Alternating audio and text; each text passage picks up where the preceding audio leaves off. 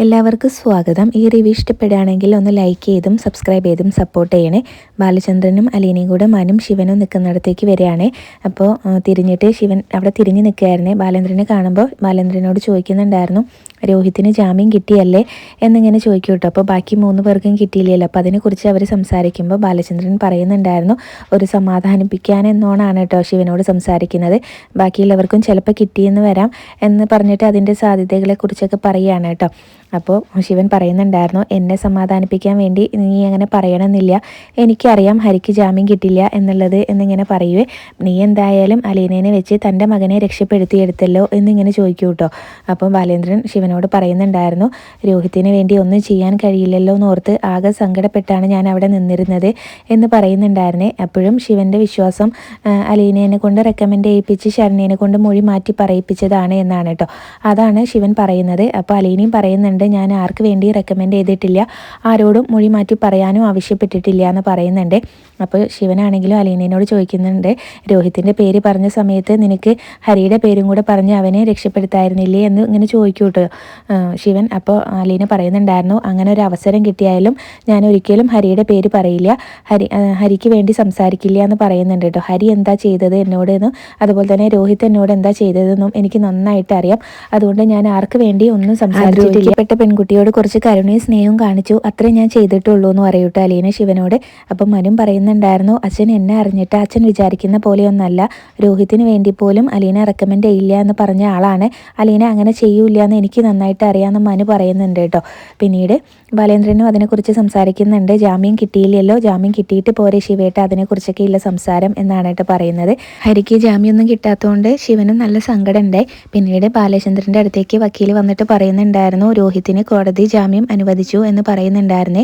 അപ്പോൾ ഇന്നിപ്പോൾ റിലീസ് ഉണ്ടാവുമോ എന്ന് ചോദിക്കുമ്പോൾ ഇന്ന് റിലീസ് ഉണ്ടാവില്ല, നാളെ സബ് ജയിലിൽ നിന്ന് റിലീസ് ഉണ്ടാവുള്ളൂ എന്ന് പറയുന്നുണ്ട് കേട്ടോ. അതിനെക്കുറിച്ച് നടപടിക്രമങ്ങളൊക്കെ ഉണ്ടല്ലോ, അപ്പോൾ അതിനെക്കുറിച്ചൊക്കെ അവർ സംസാരിക്കുന്നുണ്ട്. പിന്നീട് വക്കീലെടുത്ത് പറയുന്നുണ്ടായിരുന്നു, ഇതിൻ്റെ കൂടെ എൻ്റെ പേരുണ്ട്, വക്കീലിൻ്റെ പേരുണ്ട് എന്നല്ലാതെ എനിക്കിതിലൊരു പങ്കുമില്ല, ശരണ്യ മൊഴി മാറ്റി പറഞ്ഞതാണ് എന്നറിയാലോ എന്നൊക്കെ പറഞ്ഞിട്ടാണ് കേട്ടോ അദ്ദേഹം അവിടുന്ന് പോകുന്നത്.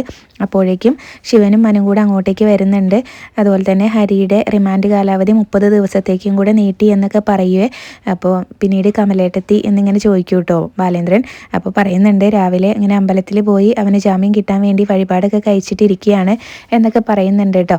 ഇപ്പോഴും അവളുടെ വിചാരം അവൻ അടുത്ത ബെഞ്ചിൽ ഇങ്ങനെ കൂടെ ഇരിക്കുന്ന കുട്ടീനെ നുള്ളി എന്നുള്ള ആ ഒരു ഇതിലാണ് ഇരിക്കുന്നത്. ഇനിയിപ്പോൾ അധികം ബുദ്ധിയും ഇതൊന്നും ഇല്ലാത്തതുകൊണ്ട് അതൊക്കെ അങ്ങ് മാനേജ് ചെയ്ത് പോയിക്കോളും എന്നൊക്കെ പറയേ. ശിവനാണെങ്കിലും നല്ല സങ്കടമാണ് കേട്ടോ.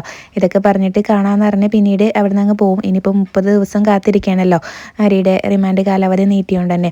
പിന്നീട് മനും ഇങ്ങനെ ബാലേന്ദ്രനോട് ചോദിക്കുന്നുണ്ട്, ഓക്കെ അല്ലേ എന്നൊക്കെ ചോദിക്കുന്നുണ്ടായിരുന്നു കേട്ടോ. അതുപോലെ തന്നെ ഓക്കെ അല്ല, ഇനിയിപ്പോൾ രോഹിത്തിന് ഏത് വിധത്തിലാണ് കിട്ടുക എന്നൊന്നും അറിയില്ലല്ലോ, അപ്പോൾ അതിൻ്റെ ഒരു ടെൻഷനൊക്കെ ഉണ്ട് കേട്ടോ ബാലേന്ദ്രന്. അത് മനുവിനോട് പറയുമ്പോൾ ഇത്രയൊക്കെ അവൻ ഓവർകം ചെയ്തില്ലേ, അതും ഗ്രാജുവലി ശരിയായിക്കോളും എന്ന് പറയുന്നുണ്ട്. രോഹിത് വന്നിട്ട് ഞാൻ വീട്ടിലേക്ക് വരാമെന്ന് പറഞ്ഞിട്ടാണ് കേട്ടോ മനു അങ്ങോട്ടേക്ക് പോകുന്നത്. പാലീനയ്ക്കും ഇങ്ങനെ മനു പോകുന്ന കാണുമ്പോൾ ഒരു വിഷമമൊക്കെ ആവുന്നുണ്ട് കേട്ടോ. പിന്നീട് അവർ വീട്ടിലേക്ക് തിരിച്ചു പോവുകയാണ്. അപ്പോൾ ഗോവർദ്ധൻ വിളിക്കുന്നുണ്ടായിരുന്നേ. ഗോവർദ്ധൻ ഇങ്ങനെ കോടതിയിലേക്ക് വന്നുകൊണ്ടിരിക്കുകയാണെന്ന് പറയുമ്പോൾ ബാലേന്ദ്രൻ പറയുന്നുണ്ടായിരുന്നു, ജാമ്യം കിട്ടിയ കാര്യമൊക്കെ പറയുന്നുണ്ട് കേട്ടോ. ശരണ്യ മൊഴി മാറ്റി പറഞ്ഞ കാര്യമൊക്കെ പറയുന്നുണ്ട്. ഇനിയിപ്പോൾ ഇങ്ങനെ കോടതിയിലേക്ക് വരണ്ട, ഞങ്ങൾ വീട്ടിലേക്ക് പോയിക്കൊണ്ടിരിക്കുകയാണ്, അങ്ങോട്ടേക്ക് വന്നാൽ മതി എന്നൊക്കെ പറഞ്ഞിട്ട് കോള് കട്ട് ചെയ്യേ.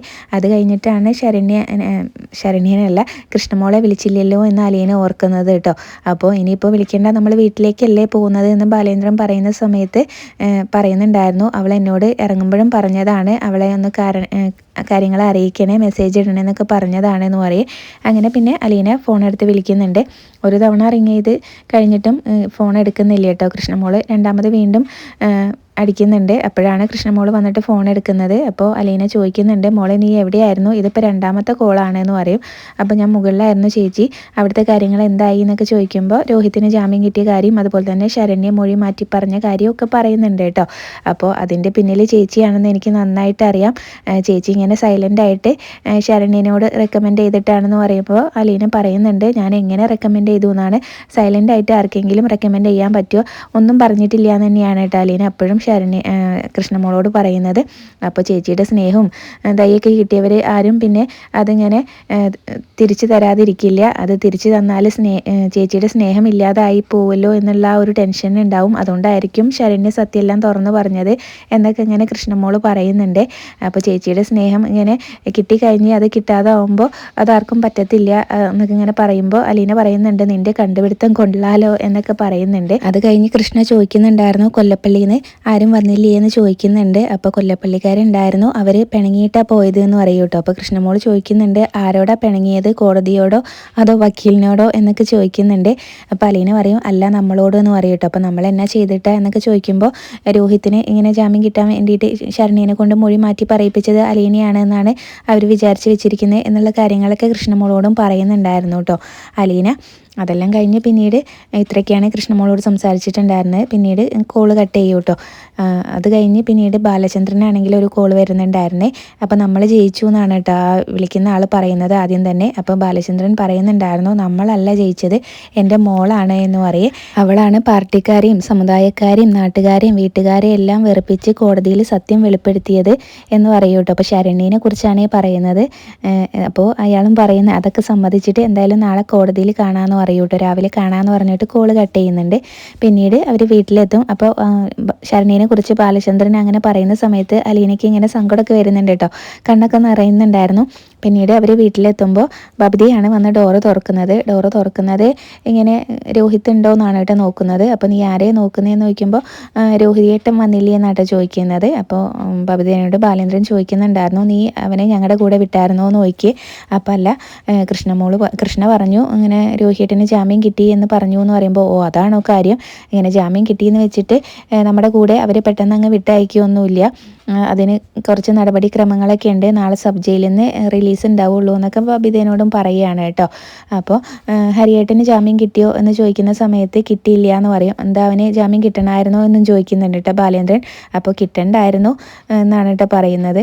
അപ്പോൾ അതും ചോദിക്കുന്നുണ്ട്, രോഹിയേട്ടന് ജാമ്യം കിട്ടിയല്ലോ, ഹരിയേട്ടന് എന്തുകൊണ്ടാണ് ജാമ്യം കിട്ടാതിരുന്നത് എന്ന് ചോദിക്കുമ്പോൾ ബാലേന്ദ്രൻ പറയുന്ന മറുപടി, ഇങ്ങനെ രോഹിയെ പോലെ ഒരു നല്ല പെങ്ങൾ, അലീനയെ പോലെ ഒരു പെങ്ങളില്ലാതെ പോയി ഹരിക്ക് എന്ന് പറയും കേട്ടോ.